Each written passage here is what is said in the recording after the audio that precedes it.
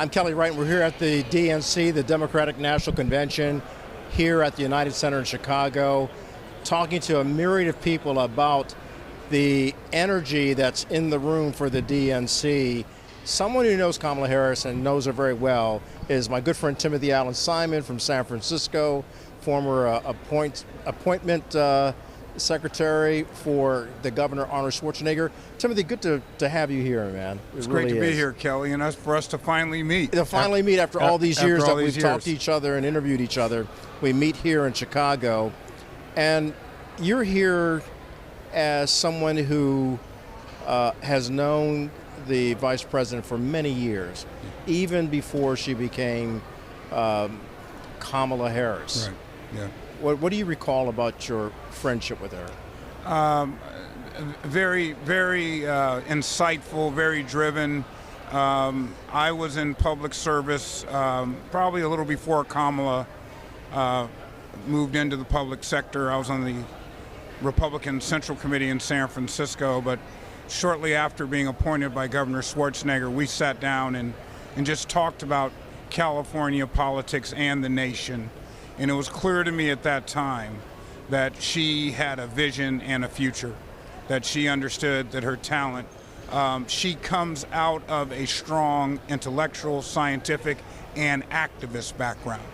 She was really made for public service, and she's been in public service since she's left law school. So let me ask you about that service, public service, because we saw another presidential candidate who was involved and active in community service right here in Chicago. That's right. His name is Barack Obama. Yes. And he took that community service all the way up to becoming president of the United States.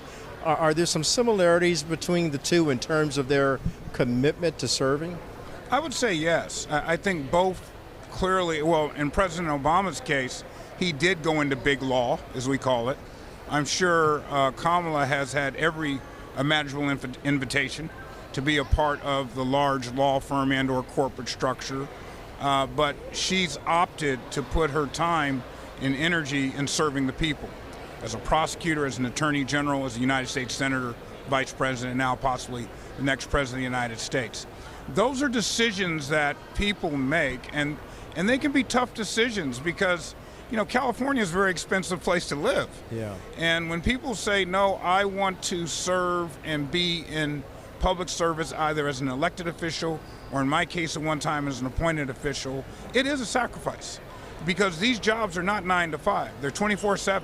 That says something about perhaps her ability to cross over and find a bipartisanship, common ground approach to governing. Yet she's been criticized for being progressive and far left. Well, you know, in California, we are deep blue as a state. But there are Republicans that have a voice in policy. Vice President Harris understands that once you're elected in office, yes, you go through the party political structure as we're here in Chicago today, but you're actually serving the people. And I think the partisan elected officials and even appointed officials oftentimes are not as effective because they're relying more on the party than the people. Timothy, what challenges does she face going up against the former President of the United States, Donald Trump?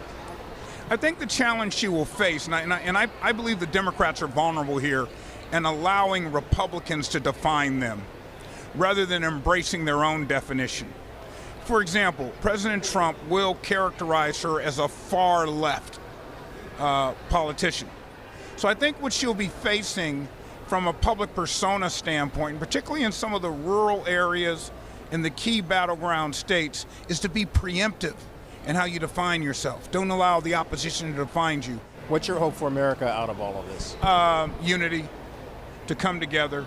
I think the kind of hope that Barack Obama was able to give to Republicans and Democrats, Green parties and independents, to say that we have more in common than we have as differences. And that's my sweet spot in looking at both of the platforms and seeing where they overlap. And I think if most people would remove the personalities and really look at the platforms, we would see that as a nation, we have an ability to come together. Timothy Absolutely. Allen Simon, appreciate you, brother. Kelly, Thank you. thank you, Thank man. you. So great to be with you. All right, Absolutely. thank you.